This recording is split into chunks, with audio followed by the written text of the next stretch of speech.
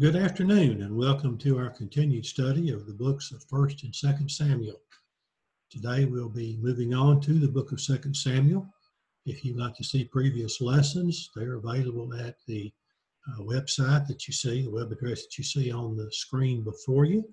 If you have questions, if you'd just like to see other materials that are available there through our webpage, feel free to jot that down and check on that as you have opportunity. If you want to be turning to 2nd Samuel chapters 1 through 5, that's what we will be going through today.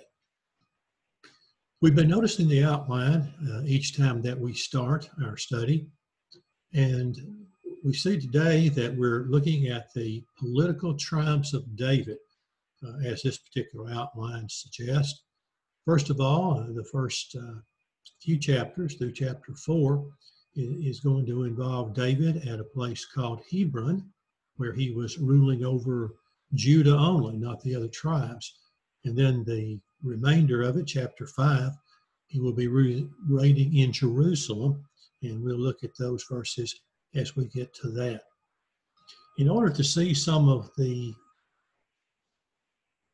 locations that we'll be looking at, and this map here for us, notice it's a general map of Israel at the time of the United Kingdom, when there was only one nation, and it was ruled in order by Saul, and then David, and then Solomon. Notice that we have Jezreel there, the location of many of the activities involving King Saul, and we've spent the last couple of weeks talking about it at length. Down to the south there, we have a place called Ziklag. The exact location is not sure. It was owned by a Philistine king, the city of Ziklag, and he gave it to David. And we'll see that in our study today as well as we have previously. And then Hebron is a place that David is going to spend a great deal of time also in today's writing. And of course, you see Jerusalem there, sort of in the center of all of that, town that we are fairly well familiar with. So these are some of the places that we'll be looking at as we go through the text. Chapter 1, we've entitled King Saul Dies. Now, if you are someone who's been reading through the book of 1 Samuel, you already know this. The history is recorded there, and we know what's happened with the battle of King Saul, and also his son Jonathan, in a disastrous battle for the Israelites. But David does not know this yet. And so as we begin chapter 1, David is waiting to hear word from that battle. Let's look at the first 3 verses of 2 Samuel chapter 1. Now it came to pass after the death of Saul, and David had stayed 2 days in Ziklag. On the 3rd day, behold, it happened that a man came from Saul's camp with his clothes torn and dust on his head. Remember, this is the way that information traveled back then. This was perhaps one of the quickest ways to find out about what was going on at the battle, simply by someone who had been there and made their way to Hebron, where David was, or rather Ziklag, where David was. And when he came to David, he fell to the ground and prostrated himself. And David said to him, "Where have you come from?" So he said to him, "I have escaped from the camp of Israel." So this young man is going to bring news of the battle, which David has been waiting for, probably very tensely, wondering what's going on, caring about the lives of Saul and Jonathan and the others, even though Saul was seeking his life. Not in a position to go back and look for himself, because after all, he was still on the run from King Saul. So he has to depend on the information from this man who has made his way from the actual location of the battle. Now, this young man is going to give a combination of the truth and falsehoods as he reports to David on what happened. David said to him, "How did the matter go?" referring to the battle there on Mount Gilboa. "Please tell me."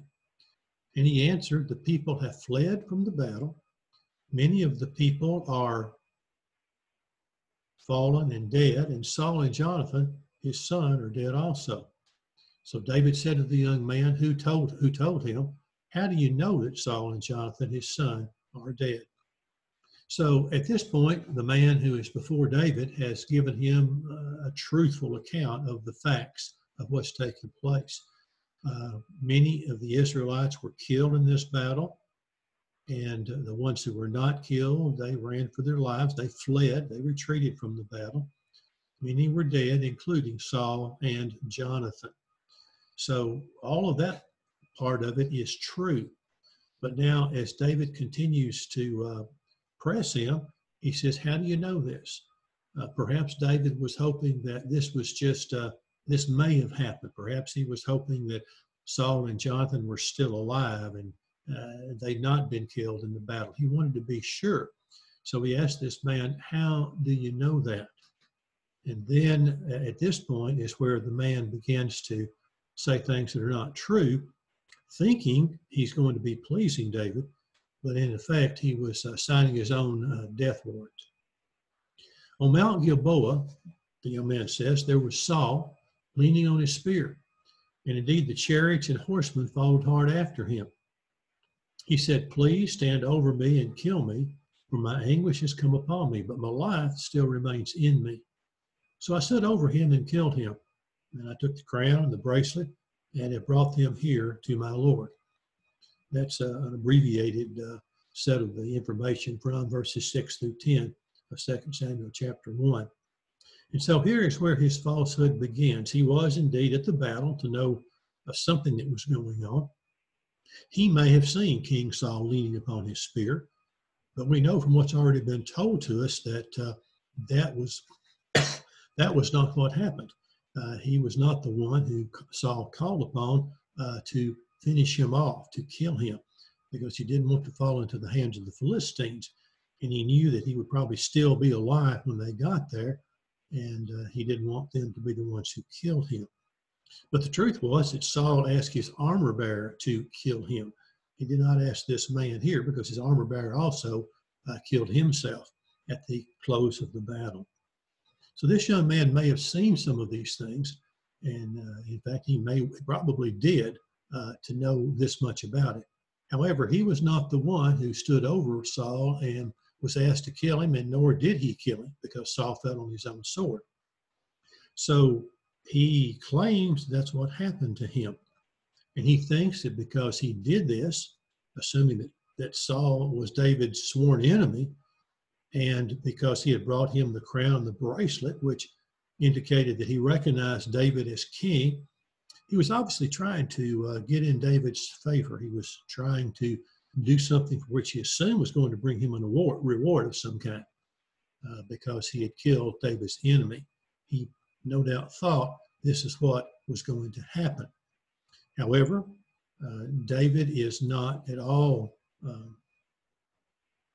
pleased with this. He is devastated by the death of Saul and Jonathan. And this young man is actually, by his lie, killing himself because David is going to hold him responsible for that. So David and those who were with him tore their clothes as a sign of mourning, of great grief. And they did not reward this man, but rather this man was killed for what he said he did. Before we go into chapter 2, let's review the final events of 2 Samuel chapter 1. After these events in which David learns of the death of Saul and Jonathan, there's what's called the Song of the Bow, which we assume David was the producer of, David being a musical sort. And it was a tribute song and also a song of grief, which David sang and prepared at the death of Saul and Jonathan. And he also had other people teach it to other people, so that many of those around him would learn this song and would be singing it in tribute and in their grieving process in the loss of Saul and Jonathan. Part of it is that familiar phrase that many of us would recognize, how the mighty have fallen. And he speaks of both Saul and Jonathan in the most glowing of terms, even though Saul, for much of the time, had been seeking David's life. So now as we move to chapter 2, we see that David is anointed king over Judah. The anointing process of David was a lengthy and a complicated process. Early on, we know that Samuel had anointed him to be the next king, but almost no one knew it. And then later on, people began to recognize and follow him, and even Jonathan realized he was going to be king. And now he's going to be anointed, but even this anointment is not going to finish the process. He's still not quite the king that he's going to be. He's the king over Judah. And that means that the rest of the tribes of Israel did not follow him, only the tribe of Judah. We'll talk about what they did in just a moment. But let's look at chapter 2 in the first 3 verses. At this point, David inquired of the Lord, and we see that that happened other times in David's exploits. Tremendously wise thing to do. One of the reasons, no doubt, that David is referred to as a man after God's own heart, because he did the wise thing. Not always, because David was a man of imperfections too, but so often the text says he inquired of the Lord. In other words, the events that happened to him, for the most part, happened because David was doing what God told him to do, and not because he just decided to do them on his own. David inquired of the Lord, saying, "Shall I go up to any of the cities of Judah?" Now remember, he was in Ziklag. He was basically on the border of Philistine territory, and the king of Gath there trusted him, even though the rest of the Philistines did not. And he was not in Judah. So now is it safe to go? And the Lord said to him, "Go up." David said, "Where shall I go?" And he said, "To Hebron." And that, of course, is where David's going to be for a significant period of time. So David went up there, and his 2 wives also, Ahinoam, the Jezreelitess, and Abigail, the widow of Nabal the Carmelite. Remember, Abigail is the one who was married to a very foolish man, very rough and gruff and wicked man named Nabal, who the Lord killed in a previous chapter that we talked about. Abigail was a fine woman, a peacemaker, many, many fine qualities, and David took her as wife after Nabal's death. And David brought up every man with his household to Hebron. So those who were who'd been going around with David, who had been his small army, who had been fighting battles with him and protecting him, and recognized that he was king, all of them come there with him. They go to Hebron, where he is instructed by God to go, and there he will be for the next several years. Now we move to verse 4. Then the men of Judah came, and there they anointed David king over the house of Judah. So we see another anointing here. Samuel had anointed him. Now David is king over at least the tribe of Judah. They recognize that, and he is anointed again because of that recognition. And he's going to be in this position for some 7.5 years. And we'll see how that takes place as we move through these other chapters. And they told David, saying, "The men of Jabesh Gilead were the ones who buried Saul." Now, therefore, let's talk about Jabesh Gilead first. Remember, Jabesh Gilead was the city which had sent to Saul when they were surrounded by Ammonites. The Ammonites had surrounded that city and said, "Surrender to us, and we're going to put out the right eye of everyone," or at least the men, because the men would be the warriors. And without that right eye vision, they would not make very good warriors. They'd be helpless. So the Ammonites said, "You surrender to us and do that." But the Ammonites sent word to King Saul to see if someone would come and help them. And King Saul got the people together. He went and he won a decisive battle over the Ammonites. And the city of Jabesh Gilead was spared. Neither were they killed or enslaved by the Ammonites, and their eyes were not put out. So the people of Jabesh Gilead held a great esteem toward Saul, and they were the ones that came and got his bodies, his and Jonathan's, even though the heads had been taken from them by the Philistines. they took the bodies and they buried them as a sign of respect and proper grieving for Saul and Jonathan. And this was something that David appreciated. It was sort of the opposite of the man who came to David and said, here's the crown, here's the bracelet, I'm the one who finished off Saul, and now reward me. So they, the men of Jabesh Gilead, buried Saul and Jonathan's bodies. David says, since word of them, now therefore let your hands be strengthened and be valiant, for your master Saul is dead, and also the house of Judah has anointed me king over them. So David is pleased with what they do. He's going to show favor to the citizens of Jabesh Gilead because they had the right kind of respect to Saul and Jonathan, even though they were dead. Now, here's what's going on the other side of the royal divide here. But Abner, commander of Saul's army, took Ishbosheth, the son of Saul, and brought him over to Mahanaim. And he made him king over Gilead, over the Asherites, over Jezreel, over Ephraim, over Benjamin, and over all Israel. In other words, Ishbosheth became the king of everybody who wasn't loyal to David, which was basically the tribe of Judah. Now, it took some time for this to happen. We'll talk about that in just a moment. Okay, so it was Ishbosheth who reigned over Israel for 2 years. Only the house of Judah followed David. So David was king in Hebron 7 years and 6 months. So if we do the math here, what we find out was there was a 5.5-year period when the other tribes apparently did not recognize David as king, but Ishbosheth was not exactly their king yet either. And it is assumed, because we know that Abner was fighting the Philistines, that it took this probably 5.5 years in order for Abner and his army to drive the Philistines back. And then it came time to set Ishbosheth on the throne because he was the heir of King Saul.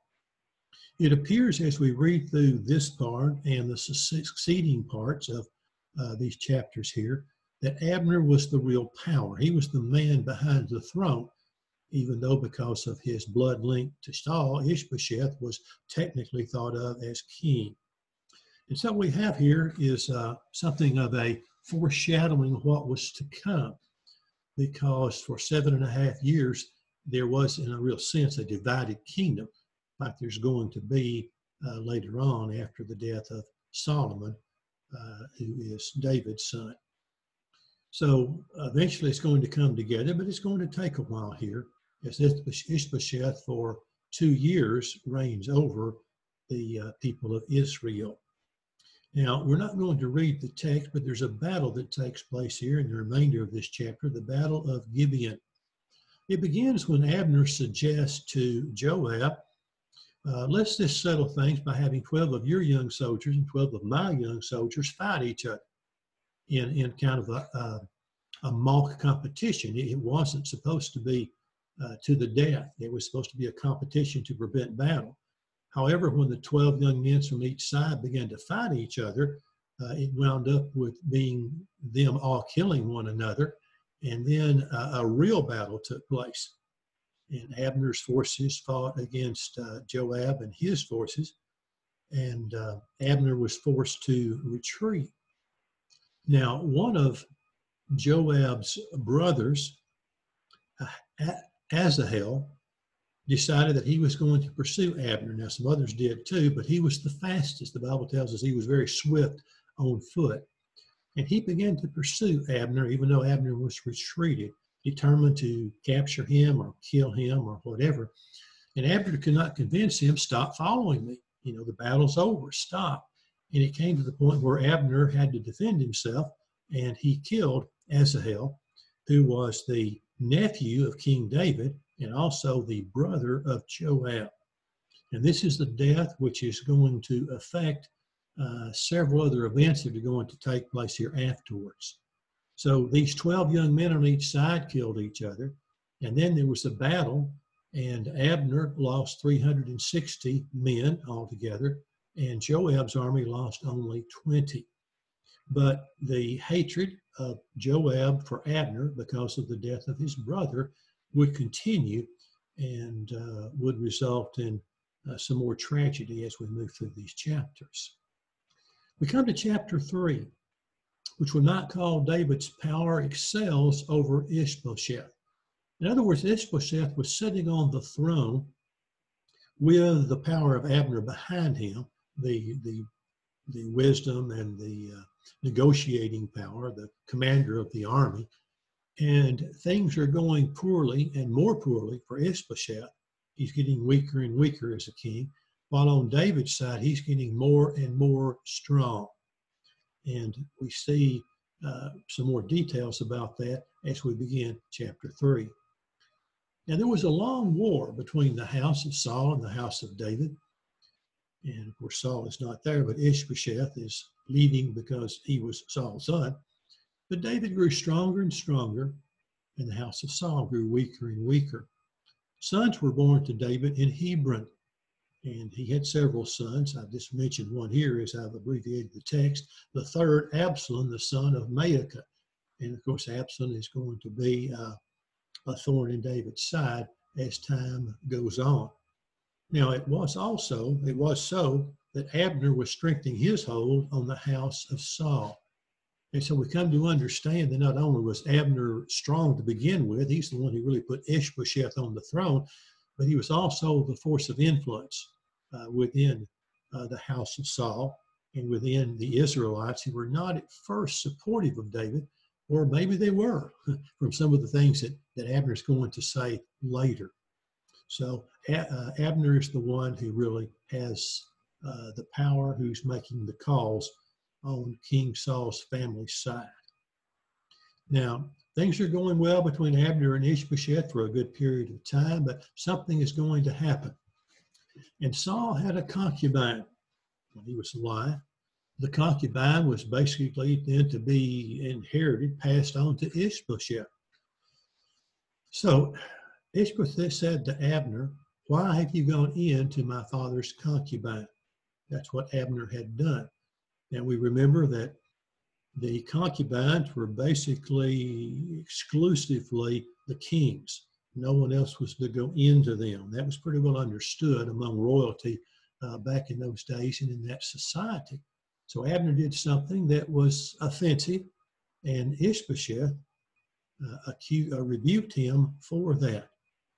Then Abner became very angry and said, "Today I show loyalty to the house of Saul, and have not delivered you into the hand of David, and you charge me today with a thought concerning this woman."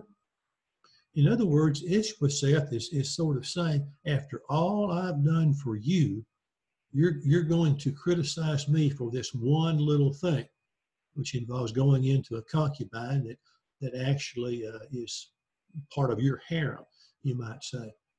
And Ishbosheth is mad, and Abner is mad as well. And it's going to cause Abner to make a change in his thinking, a change in loyalty. And we wonder what might have been on Abner's mind even before this because of this drastic change as he leaves Ishbosheth behind and he goes over to David's side. Was this something that he was contemplating all along? Because obviously he knew that David was the one who was really supposed to be king. Anyway, this was the final straw, it would appear, as Abner changes his mind. And he says to Ishbosheth, "May God do so to Abner and more also, if I do not do for David as the Lord has sworn to him." So it seems that Abner knew the Lord wanted David to be king. So we wonder, why was he opposing him in the first place? But he says he's going to transfer the kingdom from the house of Saul and set up the throne of David over Israel and over Judah from Dan to Beersheba. In other words, Abner was going to use his influence to take the other tribes of Israel over to David's side, and he was going to be king over all of them. And it would seem that Abner had exactly this much control. Dan to Beersheba is a geographical way of saying the whole of the territory, basically, of King David. Dan being the northern limits more or less, and Beersheba being the southern limits more or less. So this is his decision. He's going to transfer. There's going to be a transition to do for David what the Lord has sworn to him. And so Abner makes a 180-degree turnaround here. And that's Ishbosheth, could not answer Abner another word because he feared him. So we see here that Ishbosheth had done something rather foolish. He did not hold the power, even though he wore the crown, and he was speechless, and he was also frightened of Abner because of what Abner said here, because of the big deal that Ishbosheth made over what Abner thought was a very, very small thing in the light of all Abner's loyalty to him before. So here's what Abner does. Now, Abner had communicated with the elders of Israel, saying, in time past, you were seeking for David to be king over you. In other words, there was some support for David being king, even though Ishbosheth was on the throne and Abner was sort of running things. Now then, do it. For the Lord has spoken of David, saying, by the hand of my servant David, I will save my people Israel from the hand of the Philistines and the hand of all their enemies. So again, Abner seems to know what should have been the case in the first place, that David should have been supported as king over all of Israel. But now he goes to the elders of Israel, the ones who had not accepted David, but some of them wanted to, and Abner said, now's the time to do it. David's our king, God's chosen him, and he's going to deliver us from the Philistines and everybody else, because God is going to be on David's side. So he says this to the elders of Israel. Then he goes to the people of Benjamin and tells them, who were somewhat close to the people of Judah.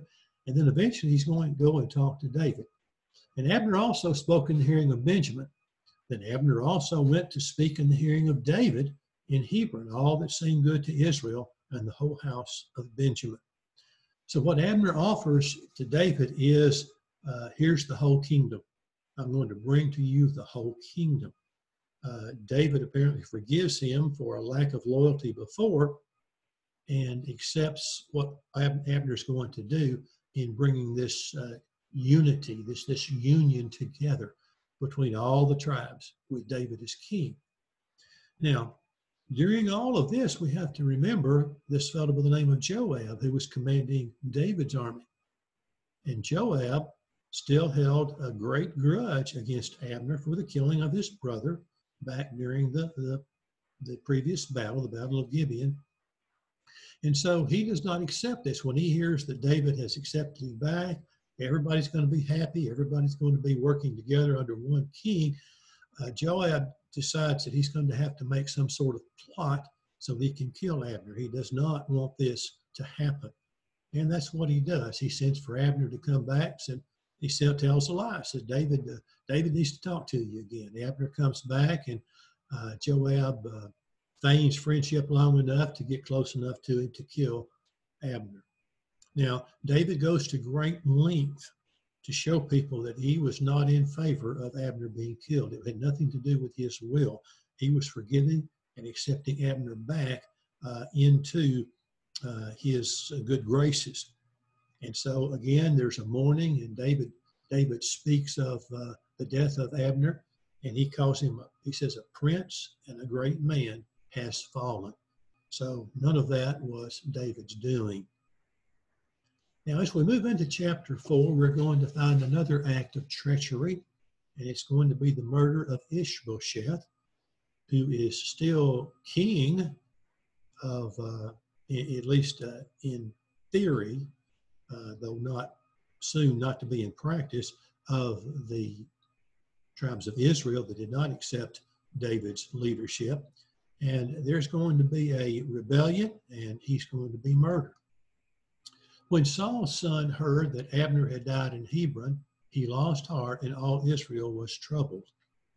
Abner was their hero. Abner was the commander of the army. Abner was the one who had the power. Ishbosheth and probably everybody else understood that, and now he was killed. And Ishbosheth probably didn't know what was coming next. What was coming next was a plot against his life. Jonathan had a son, and we're mentioning this because this name is going to show up later, who was lame in his feet. His name was Mephibosheth. Now, Mephibosheth, we also learn from the text, had been dropped by his nurse some time earlier when Saul and Jonathan had been killed in battle. And he was 5 years old at that time, but he was lame because of that in his feet. His name was Mephibosheth. We'll read about him later. Then the sons of Rimmon, Rechab, and Baanah set out. Now, these are two captains in the army under the rule of Abner, who they just heard has been killed. They go to the house of Ishbosheth, who's still king in name, and they stabbed him. They slipped in under pretense in the middle of the day, and they killed him without warning. Then they struck him and killed him, beheaded him, and took his head. And then throughout the night, these two scoundrels made their way to Hebron, where David was. And they're going to go before David. And obviously, they have not heard what David did to the young man who brought the crown and the bracelets and told David that he had killed Saul, who was about to fall on his sword, and asked him to kill him. And these are the two captains that killed Ishbosheth, brought the head of Ishbosheth to David at Hebron, and said to the king, "Here is the head of Ishbosheth, the son of Saul, your enemy, who sought your wife." Obviously, a reward was in their mind. Perhaps they assumed they'd get a good place in David's army. "And the Lord has avenged my lord the king this day of Saul and his descendants." They're expecting to be applauded. They're certainly not expecting what's going to happen next. But David answered and said to them, "When someone told me, 'Look, Saul is dead,' thinking to have brought good news, I had him executed." And they probably wish they had known that at this point. "The one who thought I would give him a reward for his news. How much more," in other words, that was a situation in which I killed the news bearer. "How much more now when wicked men have killed a righteous person?" That was the two of them who had assassinated Ishbosheth without warning. "Therefore shall I not require his blood at your hand and remove you from the earth." And taking their life is exactly what David did. And so they were given something very different than a reward. So now all the people have been brought together under the leadership of David. He's going to be anointed one more time, and this will be the final time. He's going to be the king now for the rest of the 40 years, some of which have already transpired without him being in charge of all of Israel. But now he's going to be over all 12 tribes. All the elders of Israel came to the king at Hebron, and King David made a covenant with him before the Lord. And they anointed David king over Israel. Now, David was 30 years old when he began to reign, and he reigned 40 years. So he did have a 40-year reign. Here's where the reign took place. In Hebron, he reigned over Judah 7 years and 6 months. This was before Ishbosheth was out of the picture, and the rest of the elders of Israel came to him with their allegiance. And in Jerusalem, he reigned 33 years over all Israel and Judah. So he's going to go to Jerusalem, which he's not at yet. Remember, he's still at this point in Hebron, where God told him to go when David was at Ziklag and said, inquired of the Lord, "Where do I go?" And the Lord said, "Go to Hebron." And that's where he's been for all these years. Now he's going to go to Jerusalem, and he's going to establish the kingdom, the setting, the city of David that we're all familiar with, which will come to play in the rest of the Old Testament and moving into the New Testament as well. And the king and his men went to Jerusalem against the Jebusites. For many generations, this had been a stronghold of the Jebusites. It was on an elevated place. It was a place where apparently the Jebusites thought nobody could attack here and be successful. They were way too much overconfident. The inhabitants of the land who spoke to David, saying, "You shall not come in here, but the blind and the lame will repel you," thinking David cannot come in here. So their idea was, because of its geographical position, because of its its height and its defenses. There's no way that David could take it over. But of course, God was with David. That's exactly what David did. Nevertheless, David took the stronghold of Zion, that is the city of David. They were so confident they thought anybody can fight you off. It doesn't take anybody special. People who are without sight and without the ability to move quickly because of their lameness, well, they could roll stones down at you themselves and keep you from coming in. So you can't take this, but certainly he did. Then David dwelt in the stronghold and called it the city of David. And David went on and became great, and the Lord God of hosts was with him. And so most of us are familiar with this phrase, which existed for the rest of Bible times. It still exists today. We still think of Jerusalem as the city of David because of the great story of his reign and because of the role that he played in the lineage of our Savior. We still think of that as the city of David. And David went on there to be a king in a great way, with great victories and great wealth, and at least for a good period of time, great obedience to God, although unfortunately, as we continue reading, we'll see that he made some serious mistakes. So that takes us through chapter 5 of 2 Samuel. And as we continue our study, we'll read more, beginning with chapter 6 in our next lesson. We'll read more about what happened to David and how he became the great king that he was. Again, if you would like to look at any of our former lessons, they're available at this particular site. If you would like to contact us for any reason, the North Lexington Church of Christ, we'd be glad for you to do that through any of these available contact methods. And hope you'll be with us for next time as we continue our study of 2 Samuel.